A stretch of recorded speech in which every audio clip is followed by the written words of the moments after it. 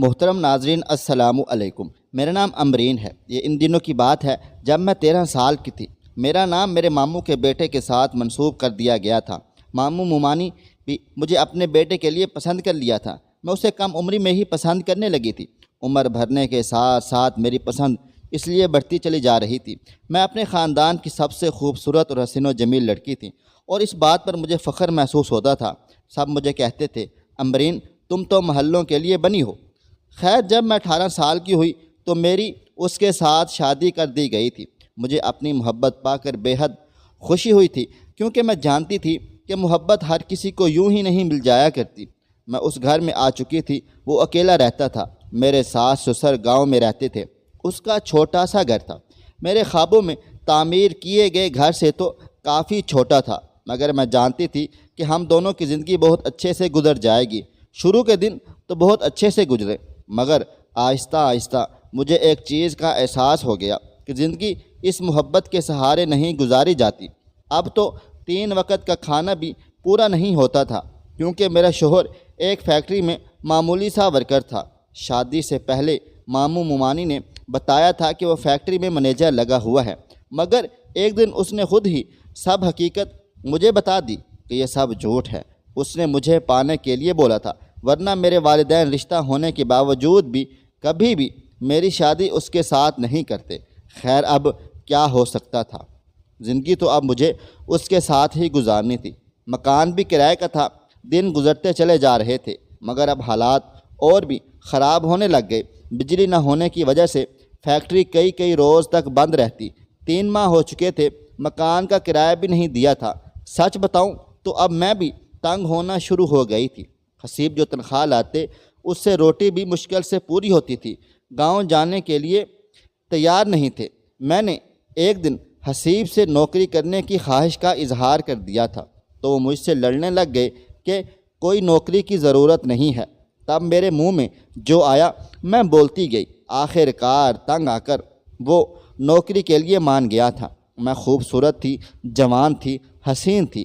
پہلی جگہ ہی انٹرویو دینے کے لیے گئی تو انہوں نے مجھے اپنی جاب پر رکھ لیا۔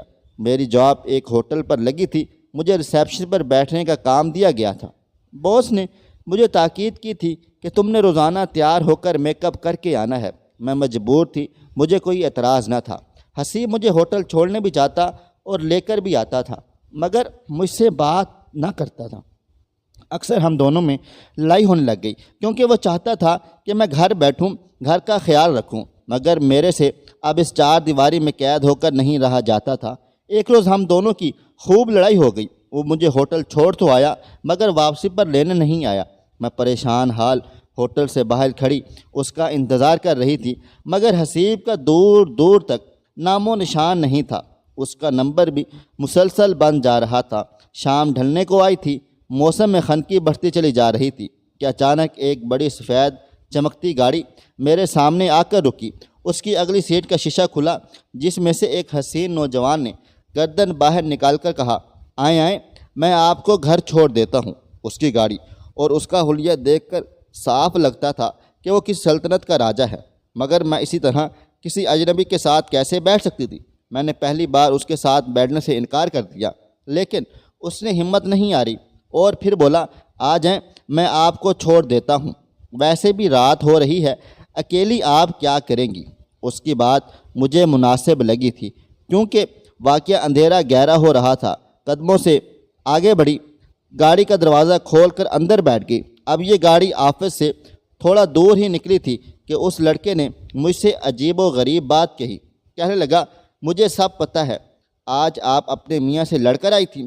اس کی آواز، اس کی بات سنتے ہی میں حیرت میں پڑ گئی۔ میرے چہرے کے بدلتے رنگ دیکھ کر اسے صاف معلوم ہو گیا کہ میں پریشان ہو رہی ہوں۔ میں نے پوچھا، آپ کو کیسے معلوم؟ مگر میرے پوچھنے سے پہلے ہی اس نے بتا دیا کہ وہ ہمارے گھر کے سامنے والی کوٹھی میں رہتا ہے۔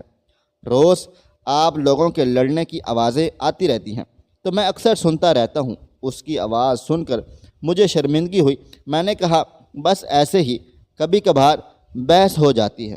تب اس نے کہا، جب سے آپ کی شادی ہوئی ہے میں آپ کو دیکھ رہا ہوں، آپ کسی پرستان سے آئی ہوئی پری جیسی لگتی ہیں۔ کوئی بد قسمت ہی ہوگا جو آپ جیسی حسین بیوی پا کر بھی اس قدر نہ کرتا ہوگا۔ اس کی باتیں سن کر مجھے بہت اچھا لگا۔ پتہ نہیں چلا وہ سفر کیسے گزرا اور میں کیسے گھر پہنچ گئی۔ آج مجھے لگ رہا تھا جیسے میں ہواؤں میں اڑ رہی ہوں۔ میں نے حسیب سے پیار کیا تھا، مگر حسیب نے آج تک میری اس طرح تعریف نہ کی تھی۔ سوچ بھی نہیں سکتی تھی کہ ایک معمولی سی لڑکی کو ایک شہزادہ پسند کر سکتا ہے۔ خیر، اب میں حقیقت میں واپس آ چکی تھی۔ گھر میں داخل ہوتے ہی میں نے حسیب کو دیکھا جو کمرے میں لیٹا ہوا تھا۔ مجھے دیکھتے ہی بولا، آج طبیعت خراب ہو گئی تھی اس لیے لینے نہیں آ سکا۔ میں نے اس کی بات کا کوئی جواب نہیں دیا، خاموشی سے بیگ رکھ کر کپڑے بدلنے چلی گئی تھی۔ اگلے کچھ دن یوں ہی گزر گئے۔ اب میں نے حسیب کو کہہ دیا تھا کہ میں خود ہی ہوٹل چلی جاؤں گی۔ اسے اس بات سے کوئی خاص مسئلہ نہیں تھا، کیونکہ وہ خود بھی بہت مصروف ہوتا تھا اور مجھ سے بیزار ہو چکا تھا۔ مگر در حقیقت میں اکیلی ہوٹل نہیں جاتی تھی۔ روز مجھے عمیر ہوٹل چھوڑنے آتا۔ وہ روزانہ پچھلی گلی میں مجھ سے لینے آتا اور میں وہیں کھڑی اس کا انتظار کرتی رہتی۔ وہ مجھے کسی شہزادی کی طرح اپنے پہلو میں بٹھا کر ہوٹل لے جاتا تھا۔ میرے دل میں اس کے لیے پسندیدگی کے جذبات بڑھ رہے تھے۔ سارے راستے وہ مجھ سے پیار محبت بھری باتیں کرتا، میری خوبصورتی کو سراہتے نہ تھکتا۔ حسن کے ساتھ اب میرا دم گھٹنے لگا تھا۔ اس کے نخرے اور لڑائیاں بڑھتی چلی جا رہی تھیں۔ ایک دن میں نے اسے تانگ آ کر کہہ دیا کہ مجھے طلاق دے دو۔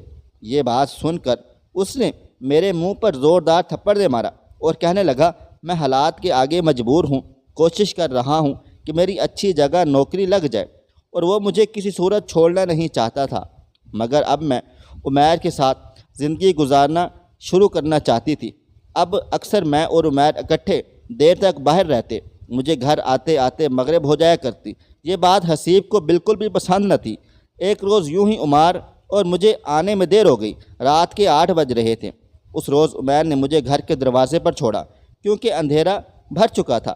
میں نے گھر کا دروازہ دیکھا تو وہ پہلے ہی کھلا تھا۔ میں اندر داخل ہوئی۔ حسیب سامنے ہی انتظار کر رہا تھا۔ اس کی آنکھوں سے مجھے عجیب سی وحشت محسوس ہوئی۔ میں نے وہیں ٹھن کر اسے دیکھا اور وہ میری جانب بڑھا۔ بولا، کس کے ساتھ آئی ہو؟ میرا دل اس کی بات سن کر تھک سے رہ گیا۔ میں نے کوئی جواب نہ دیا۔ وہ ایک دم چلایا، کس کے ساتھ آئی تھی تم؟ کون تھا یہ لڑکا؟ میں نے بھی ہمت جٹا کر کہا، کوئی نہیں تھا، میرے ہوٹل میں کام کرتا ہے، دیر ہو گئی تو چھوڑنے چلا آیا۔ میری یہ بات کرنے کی دیر تھی۔ اس نے کہا، تم جیسی لڑکی کو اپنی بیوی بنانے سے بہتر تھا میں کسی اندھے کنویں میں چھلانگ لگا دیتا۔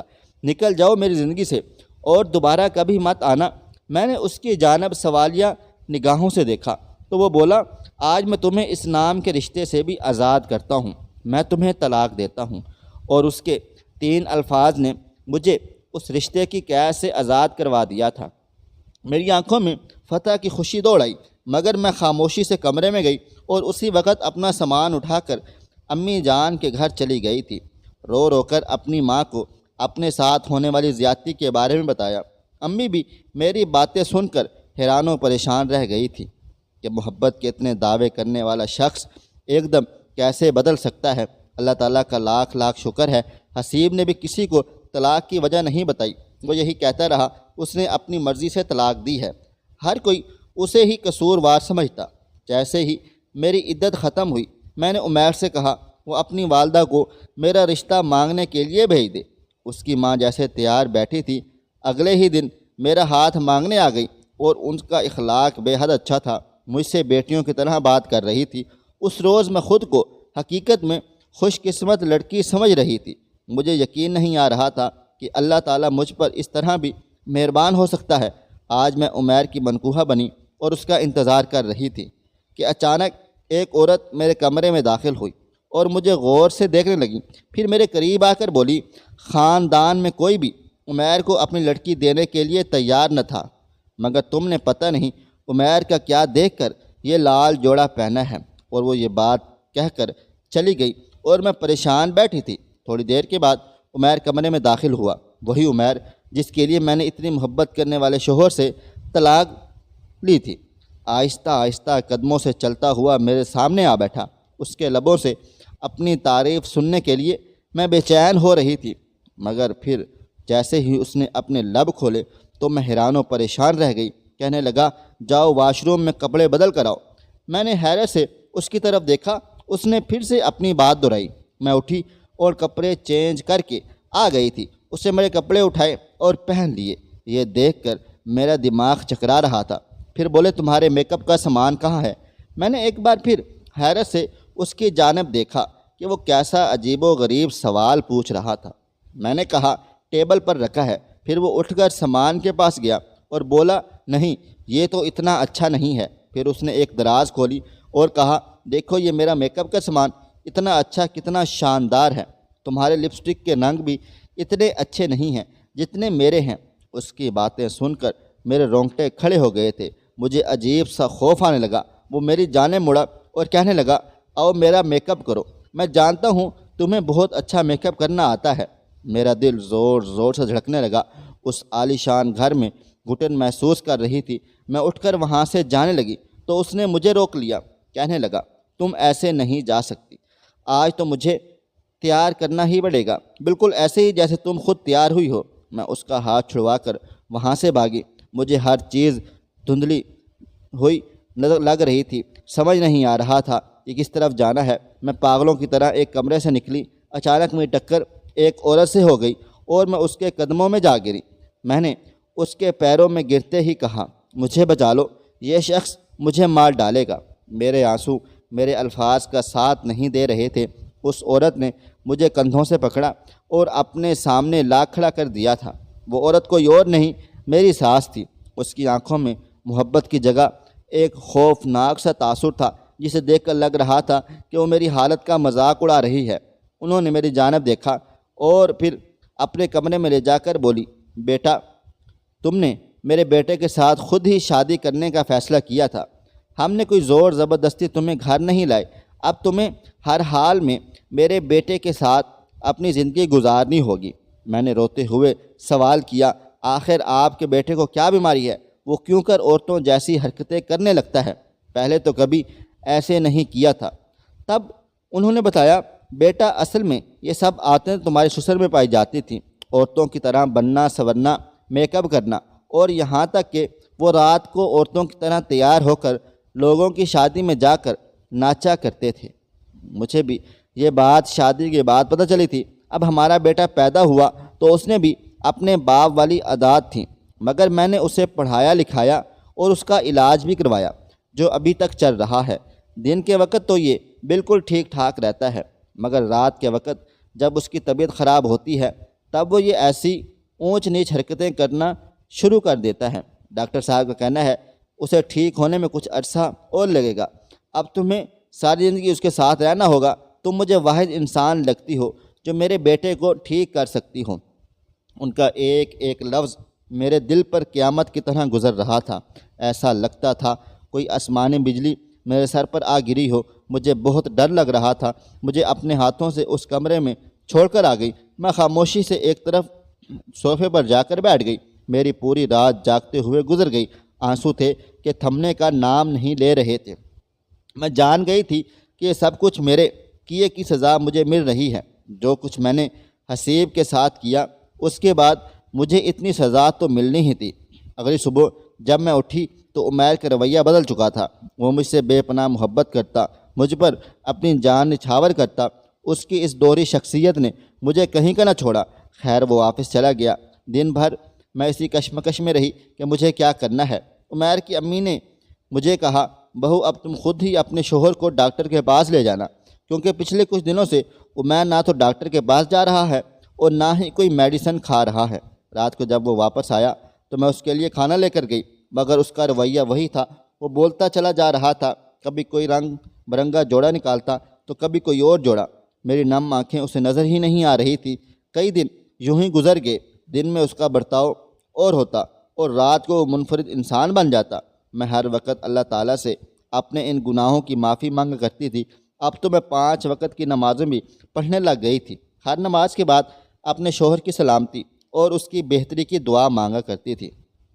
اکثر رات کو جب وہ یہ سب حرکتیں کرتا تو میں اسے منع کرتی تو وہ مجھ سے لڑنے لگتا۔ ایک آدھ دفعہ تو ایسا بھی ہوا اس نے مجھ پر ہاتھ اٹھانے کی بھی کوشش کر لی تھی۔ ایک رات میرے ذہن میں خیال آیا جس پر میں نے پوری طرح عمل کیا۔ جیسے ہی عمیر کمرے میں داخل ہوا اس نے اپنے میک اپ کا دراز کھولا، اندر کچھ نہیں تھا، سارا میک اپ وہاں سے غائب ہو چکا تھا۔ وہ آگ برساتی نگاہوں سے میری جانب مڑا، وہ مجھے لگا کہ مجھے کچا کھا جائے گا۔ وہ مجھ سے پوچھ رہا تھا میرے میک اپ کا سامان کہاں ہے؟ میں نے کہا مجھے نہیں پتہ۔ یہ سننا تھا کہ اس نے میری گردن پر ہاتھ رکھ دیا، میرا گلا دبانے کی کوشش کرنے لگا۔ میں زور زور سے چیخنے چلانے لگی مگر میری آواز وہاں سننے والا کوئی بھی نہ تھا۔ اتنی ہمت کسی میں نہ تھی کہ وہ آ کر مجھے اس ظالم انسان سے بچا لے۔ وہ کسی بھوکے شیر کی طرح دیکھتے ہوئے بولا، بتاؤ میرا سامان کہاں ہے ورنہ میں تمہیں مار ڈالوں گا۔ یہ بات کرتے ہی وہ پھوٹ پھوٹ کر رونے لگی مگر اس کی گرفت میں کوئی کمی نہ آئی۔ پھر وہ ہنسنے لگا اور طنزیہ نگاہوں سے میری جانب دیکھ کر بولا، بتاؤ بولتی کیوں نہیں ہو، کہاں ہے میرا سامان؟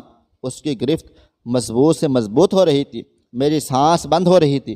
میں نے بولنے کی کوشش کی کہ بتاتی ہوں۔ جیسے ہی میں نے اس کا ہاتھ ڈھیلا پڑ گیا، کہنے لگا، ہاں بتاؤ۔ میں نے اسے بتایا کہ وہ میں نے اپنی الماری میں رکھ دیا ہے۔ وہ پاگلوں کی طرح الماری کی جانب بڑھا اور ہر چیز الٹ پلٹ کر اپنا سامان باہر نکال لیا۔ میری ساری کوششیں دھری کی دھری رہ گئی تھی۔ مجھے لگتا تھا شاید میں اس کا سامان چھپا دوں گی تو وہ کچھ نہیں کر پائے گا۔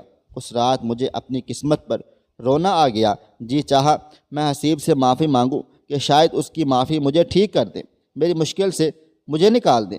خیر اگلے کئی مہینے یوں ہی گزر گئے۔ دن میں وہ میرے ساتھ ٹھیک ٹھاک ہو جاتا اور رات کو بدل جاتا۔ ایک رات میں نے عمیر سے کہا، آؤ میں تمہیں خود تیار کرتی ہوں۔ یہ سن کر اسے بھی خوشی ہوئی۔ آہستہ آہستہ یہ روز کا معمول بن گیا۔ اب میں اسے تیار کرتی، پھر کبھی کبھی وہ میرا میک اپ کرتا۔ اب میری اس سے خاصی دوستی ہو گئی۔ ایک رات میں نے اس سے کہا، آج ہم ڈاکٹر کے پاس چلتے ہیں، تمہارا علاج کروائیں گے۔ اس بات پر وہ بہت غصہ ہوا۔ میں نے اسے کہا، اگر تم نے میری بات نہیں مانی تو میں ناراض ہو جاؤں گی، مگر شاید اب وہ میری ناراضگی سہ نہیں سکتا تھا، اس لیے فوراً مان گیا۔ ڈاکٹر سے پہلے ہی میں ٹائم لے چکی تھی۔ وہ ڈرا ڈرا سا میرے ساتھ چل رہا تھا۔ جیسے ہی ہم ڈاکٹر صاحب کے پاس پہنچے اس کے چہرے پر ایک عجیب سا خوف طاری ہو گیا تھا۔ ڈاکٹر صاحب نے کہا، انہیں مسلسل توجہ اور پیار کی اشد ضرورت ہے، یہ شاید تب ہی ٹھیک ہو پائیں گے۔ ڈاکٹر صاحب کی بات سن کر مجھے اطمینان ہو رہا تھا۔ کئی مہینے علاج چلتا رہا۔ اب میں اس سے ڈرتی نہیں تھی۔ اب وہ رات کو جو کہتا میں اس کی بات مان لیتی۔ اگر کوئی رنگ برنگ کا دوپٹہ اوڑھنا چاہتا تو میں اسے دے دیتی۔ اگر وہ کہتا کہ لپسٹک کا یہ شیڈ لگاؤ، رنگ لگاؤ، کلر لگاؤ تو میں اس کو وہی لگاتی، اس لیے تاکہ اس کے منہ سے دوستی برقرار رہے۔ میں اس کے ساتھ نماز پڑھ کر تسبیح کر کے اس پر پھونکا بھی کرتی تھی کہ شاید کوئی چیز اس پر اثر کر جائے۔ ایک روز میں حسیب سے ملنے بھی گئی تھی، کیونکہ میں اس کے سامنے جانے کے قابل تو نہ تھی، مگر میں ہمت کر کے اس سے معافی مانگی۔ وہ میری جانب نم آنکھوں سے دیکھتے ہوئے بولا، میں نے تمہیں اتنی محبت دی تھی، ہمیشہ جان سے عزیز تر رکھا، مگر تم نے مجھ سے بے وفائی کی۔ اس کی باتیں کڑوی اور سچی تھیں، میرے دل پر بہت بھاری پڑ رہی تھی۔ یعنی اس کے آگے ہاتھ جوڑ دیے کہ مجھے معاف کر دو۔ تب اس نے کہا، یہاں سے چلی جاؤ، دوبارہ کبھی میرے سامنے مت آنا۔ اس نے مجھے معاف کیا تھا یا نہیں یہ تو میں نہیں جانتی، مگر اس کے بعد میں اس کے سامنے کبھی نہیں گئی تھی۔ عمیر کا علاج جاری رہا۔ میں مسلسل اسے ڈاکٹر صاحب کے پاس لے جاتی۔ آہستہ آہستہ اس میں بدلاؤ آنے لگا۔ اب جو مسئلہ اسے روز ہوتا وہ ایک دو دن بعد ہوتا۔ اللہ تعالیٰ کی کرنی ایسی ہوئی، وہ مکمل ٹھیک ٹھاک ہو گیا۔ میری محبت میں اس کے لیے کوئی کمی نہ آئی تھی۔ میں اس سے زیادہ پیار کرنے لگی تھی۔ اب وہ مسئلہ اسے دوبارہ درپیش نہیں آیا۔ میں اللہ تعالیٰ کے آگے رو رو کر معافیاں مانگتی ہوں۔ اب وہ دن دوبارہ کبھی نہیں دیکھنا چاہتی۔ آج ہماری شادی کو 3 سال گزر چکے ہیں۔ عمیر بالکل ٹھیک ٹھاک ہے۔ میرا ایک بیٹا بھی ہے۔ زندگی غلطی کی معافی مانگتی رہی۔ یاد رہے، شوہر ایک مجازی خدا ہے، اس کی عزت کریں، اس کا خیال کریں، آپس میں حسن و سلوک رکھیں۔ یہ تو نہ ہو کہ اسے چھوڑ کر کسی اور سے شادی کر لیں اور اسے بعد میں رسوا کریں کہ شوہر نے خود طلاق دی ہے۔ میری اللہ رب العزت سے دعا ہے کہ وہ ہر شادی شدہ جوڑے کی محبتیں سلامت رکھے اور اسے لوگوں کی بری نظروں سے محفوظ رکھے۔ آمین ثم آمین یا رب العالمین۔ خواہش صرف اتنی ہے کہ کچھ الفاظ لکھوں جس سے کوئی گمراہی کے راستے پہ جاتے جاتے رک جائے، اور نہ بھی رکے تو سوچ میں ضرور پڑ جائے۔ دوستوں، امید کرتا ہوں کہ آپ کو یہ ہماری کہانی پسند آئی ہوگی، تو اس ویڈیو کو لائک کریں، کمنٹس کریں، شیئر کرنا بالکل بھی نہ بھولیں۔ اور ہاں، اگر آپ لوگ اس چینل پر نئے ہیں تو اس چینل کو سبسکرائب ضرور کر لیں اور نوٹیفیکیشن کو ضرور دبائیں تاکہ آنے والی کہانی سب سے پہلے آپ کو مل سکے۔ ملتے ہیں کل ایک نئی اور دلچسپ کہانی کے ساتھ۔ اللہ حافظ۔